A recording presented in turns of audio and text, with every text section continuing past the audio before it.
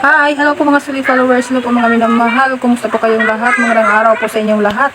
Ayan o, so meron tayong ginagawa ngayong araw, so nag-file po tayo ng mga bato dito po sa gilid po na ating bahay kasi gusto po natin na meron po tayong mapakan na mga bato at malinis po ng ating mga paa. Kasi dito po kasi sa amin mga solid followers ay sishare ko lang sa inyo na kapag tumaas kasi yung dagat, high tide, ay tataas rin yung tubig. No? So, hindi kami makakaapak dito kapag wala dito mga bato. Kaya, ito yung ginagawa ko nung nakaraan na ako ay nagagawa ng video. No? So, inaalis ko yung mga damo dito at bago ko lalagyan ng mga bato nga ganito. So, pinaparil ko yung mga bato para po maapakan po at hindi po aalis kung ito ay aapakan. No? So, yun po yung ginagawa ko at yun po yun ang aking kasama. So, nakikita po ninyo na naroon din yung kasama ko na kanina pa napadaan-daan sa ating video. No, syempre, siya po yung kontrabida. So, ibig sabihin, pag nandyan yung bida, nandyan rin yung kontrabida. No? Syempre, pag nandyan yung anak, ayan. No? So, hindi mo nakatulong, pero nakakatulong rin sa damo ng ating mga video. So, ayan, makikita po natin na ayan na yung finish po ng ating trabaho.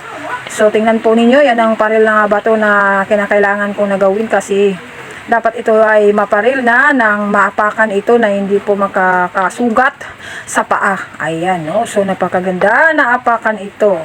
Lalo na kapag tataas na yung dagat at aabot na yung dagat sa ating ginagawa na daanan na mga bato. Ayan o. Sa puntong ito ay nauuhaw na si Cutie Patuti.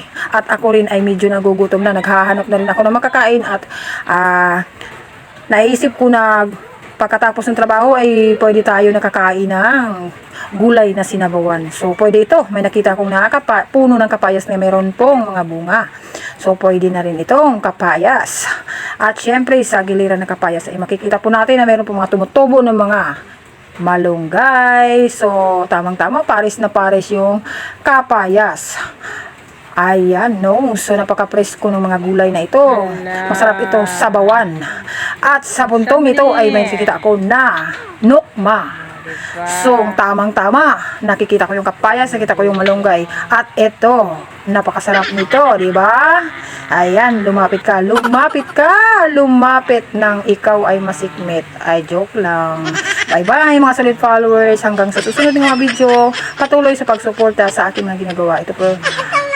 Kung nagustuhan po niyo yung aking video, paki-like and share na lang po mga solid followers. Bye-bye. God bless po sa lahat ng mga nanonood. Thank you.